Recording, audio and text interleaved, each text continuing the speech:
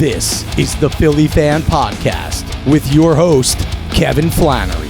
Welcome back to another edition of the Philly Fan Podcast. I'm your host, Kevin Flannery, and alongside no partner today, but we'll get a partner back in the future. So today I have three types of things I want to get to. One is a team comparison. The next is a season outlook. And the third is some kind of final question. It's going to be a team comparison between the Phillies, the Braves, and the Mets. To get to that point, we're going to want to know a little bit about the free agents that didn't go to the Phillies. So here's a couple names, household names, I think. Aaron Judge signed a 9-year deal. He's going back to the New York Yankees. Jacob deGrom, 34 years old, is leaving the New York Mets, heading to the Texas Rangers. Carlos Correa just yesterday signed a 13-year, $350 deal. $350 million deal. Dollar deal. Oh, God. Trey Turner went to the Phillies. So that's pretty much where we're going to stop, saying all the Mets and other teams. We're going to really start up with the team comparison. Team comparison. For catcher. Phillies catcher is JT Realmuto, the Braves catcher is Sean Murphy, and the Mets catcher is James McCann. Out of all those teams, my winner is probably the Phillies, and this is opinion-based. This is all going to be opinion-based. JT Realmuto is the best catcher in baseball, in my opinion. Of course, he plays for the Phillies. Sean Murphy's played for the Oakland A's. The Oakland A's are not the Braves. It's a different animal, and McCann's hurt all the time. So JT's the winner there. Next up, first base. Do we really need to mention the Phillies first baseman? Rhys Hoskins, Phillies first baseman. Matt Olson, Braves first baseman. And Pete Alonso, the Mets first baseman. Pete Alonso wins by a landslide. I know Matt Olson's good. I know Matt Olson is really good.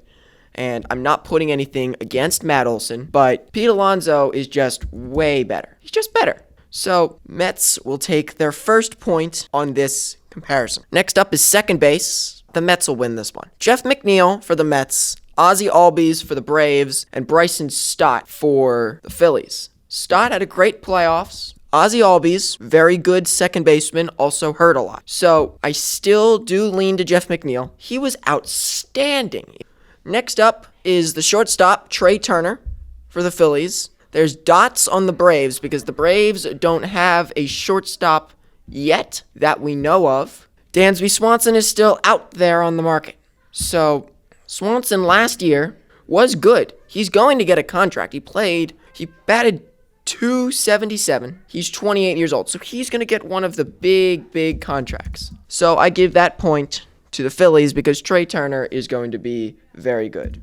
Next up, third base, Alec Bohm, Austin Riley, and Eduardo Escobar. Alec Bohm, Riley, outstanding player.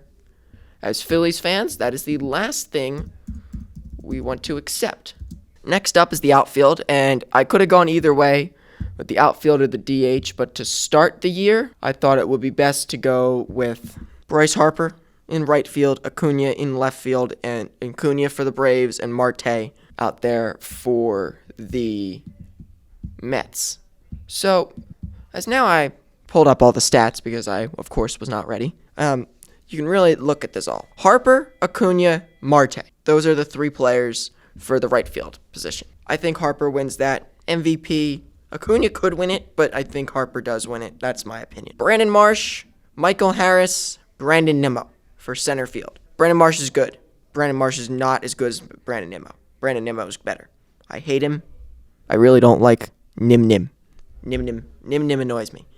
So he is going to be he's going to be giving the Mets a point. So far, the Braves do not have a point in my whole totals here. Left field, Kyle Schwarber, Eddie Rosario, and Mark Canha. Mark Canha, he's been pretty good. He was pretty good. He batted .266 with 13 homers. So he was actually pretty good. Still, Schwarber hit 46. So Schwarber's going to get that win. And at the designated hitter, Nick Castellanos for the Phillies, Marcelo Zuna for the Braves, and Daniel Vogelbach. I still give it to the Phillies. Vogelbach's a good DH, but I still would give it to the Phillies. Vogelbach was good last year.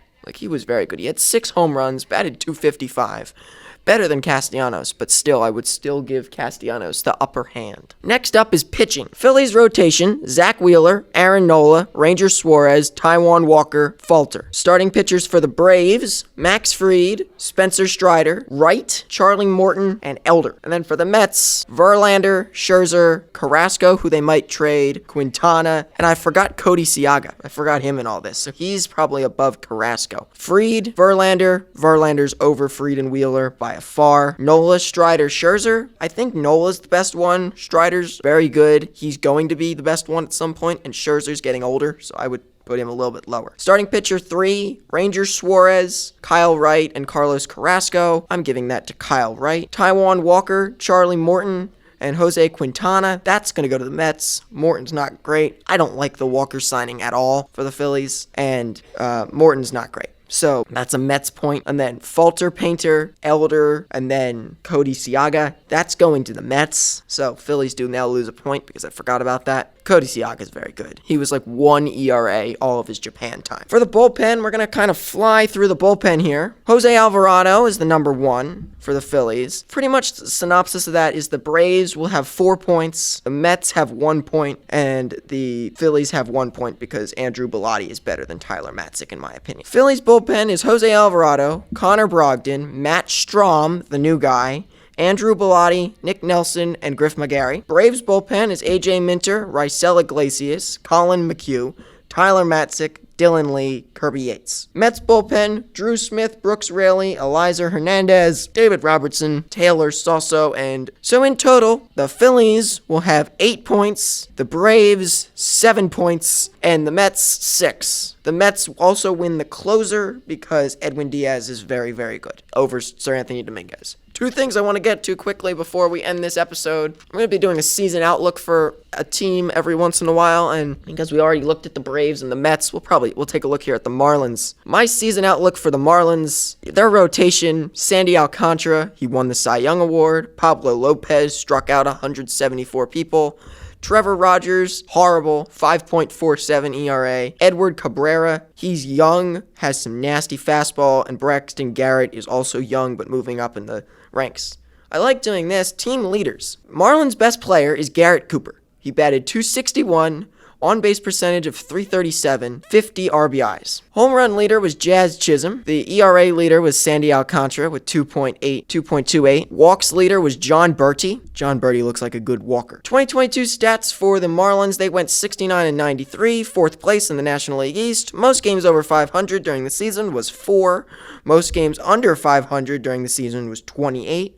They had a longest winning streak of 7 games, a longest losing streak of 9 games.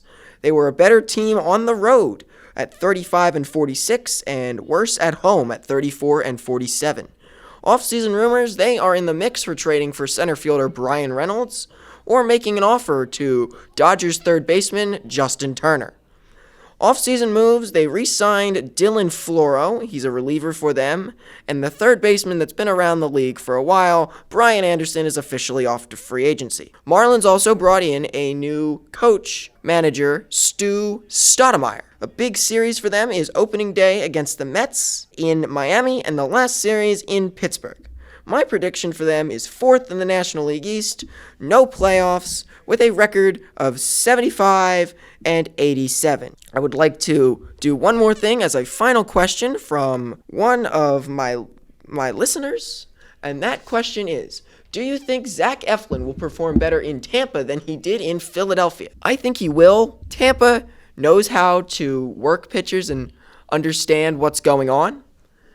They know exactly who's good and who's not, and they know where to throw them. So Zach Eflin was good here. I think he will be better there, but he's also not a threat to us when he is there. Thank you very much. Keep it coming with the questions. This has been an episode of the Philly Fan Podcast. I'm your host, Kevin Flannery, alongside my ghost host, Caleb Cleveland, who was not here today because of microphone issues. This is Kevin Flannery, signing off.